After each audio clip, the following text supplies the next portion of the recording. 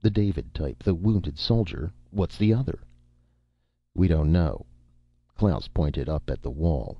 On the wall were two metal plates, ragged at the edges. Hendricks got up and studied them. They were bent and dented. "The one on the left came off a wounded soldier," Rudi said.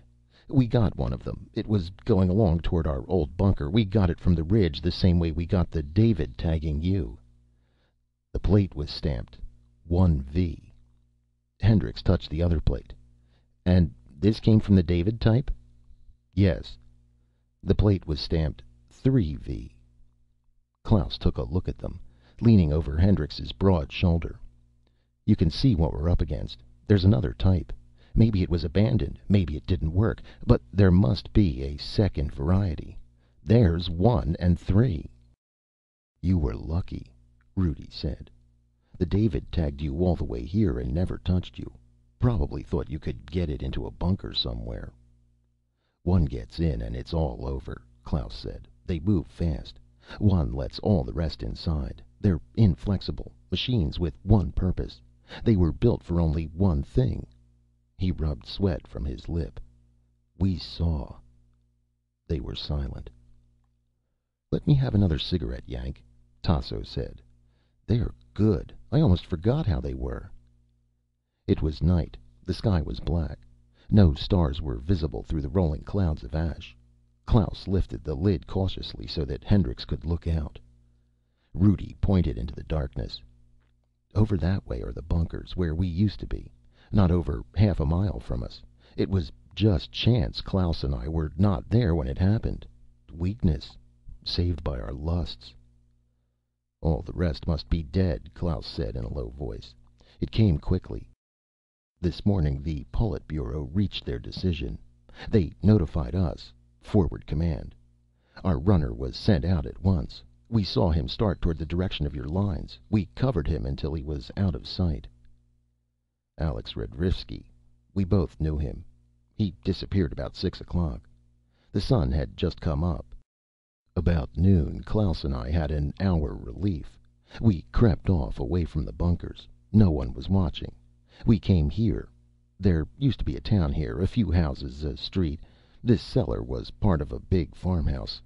We knew Tasso would be here, hiding down in her little place.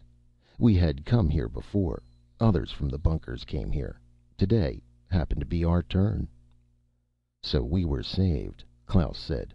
"Chance. It might have been others. We finished, and then we came up to the surface and started back along the ridge. That was when we saw them, the Davids. We understood right away. We had seen photos of the first variety, the wounded soldier. Our commissar distributed them to us with an explanation. If we had gone another step, they would have seen us. As it was, we had to blast 2 Davids before we got back. There were hundreds of them, all around, like ants. We took pictures and slipped back here, bolting the lid tight. They're not so much when you catch them alone. We moved faster than they did, but they're inexorable, not like living things. They came right at us, and we blasted them." Major Hendricks rested against the edge of the lid, adjusting his eyes to the darkness. "Is it safe to have the lid up at all?" "If we're careful. How else can you operate your transmitter?" Hendricks lifted the small belt transmitter slowly. He pressed it against his ear. The metal was cold and damp. He blew against the mike, raising up the short antenna. A faint hum sounded in his ear. "That's true, I suppose." But still he hesitated. "We'll pull you under if anything happens," Klaus said. "Thanks." Hendricks waited a moment, resting the transmitter against his shoulder. "Interesting, isn't it?" "What?" "This new type. The new varieties of claws. We're completely at their mercy, aren't we? By now they've probably gotten into the UN lines, too. It makes me wonder if we're not seeing the beginning of a new species. The new species. Evolution. The race to come after man." Rudi grunted. "There is no race after man." "No? Why not? Maybe we're seeing it now, the end of human beings, the beginning of the new society." "They're not a race. They're mechanical killers. You made them to destroy. That's all they can do. They're machines with a job." So it seems now, but how about later on, after the war is over? Maybe when there aren't any humans to destroy, their real potentialities will begin to show." "You talk as if they were alive." "Aren't they?" There was silence. "They're machines," Rudi said. "They look like people, but they're machines." "Use your transmitter, Major," Klaus said. "We can't stay up here forever."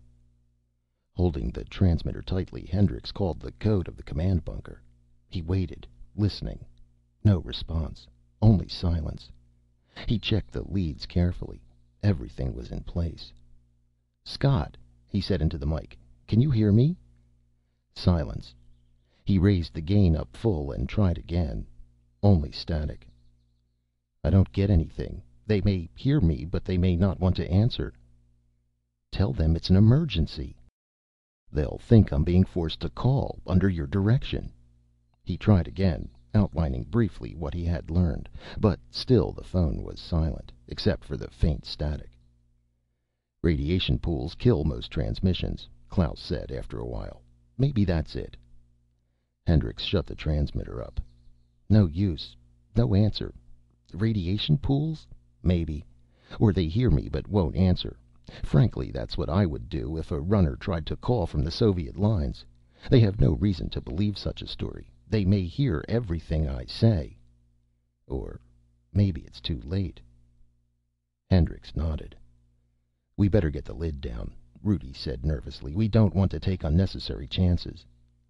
They climbed slowly back down the tunnel. Klaus bolted the lid carefully into place. They descended into the kitchen. The air was heavy and close around them. "Could they work that fast?" Hendricks said. "I left the bunker this noon, 10 hours ago. How could they move so quickly?" "It doesn't take them long. Not after the first one gets in. It goes wild. You know what the little claws can do. Even one of these is beyond belief. Razors, each finger. Maniacal." "All right." Hendricks moved away impatiently. He stood with his back to them. "What's the matter?" Rudi said. "The moon base. God, if they've gotten there." "The moon base?" Hendricks turned around. "They couldn't have got to the moon base. How would they get there? It is impossible. I can't believe it." "What is this moon base? We've heard rumors, but nothing definite. What is the actual situation? You seem concerned." "We're supplied from the moon. The governments are there, under the lunar surface. All our people and industries. That's what keeps us going. If they should find some way of getting off Terra, onto the moon—" "It only takes one of them. Once the first one gets in, it admits the others. Hundreds of them, all alike. You should have seen them. Identical. Like ants." "Perfect socialism," Tasso said. "The ideal of the communist state. All citizens are interchangeable." Klaus grunted angrily. "That's enough." "Well, what next?" Hendricks paced back and forth around the small room. The air was full of smells of food and perspiration. The others watched him. Presently Tasso pushed through the curtain into the other room. "I'm going to take a nap." The curtain closed behind her. Rudi and Klaus sat down at the table, still watching Hendricks. "It's up to you," Klaus said. "We don't know your situation." Hendricks nodded. "It's a problem." Rudi drank some coffee, filling his cup from a rusty pot. "We're safe here for a while, but we can't stay here forever. Not enough food or supplies." "But if we go outside?" "If we go outside, they'll get us. Or probably they'll get us. We couldn't go very far. How far is your command bunker, Major?"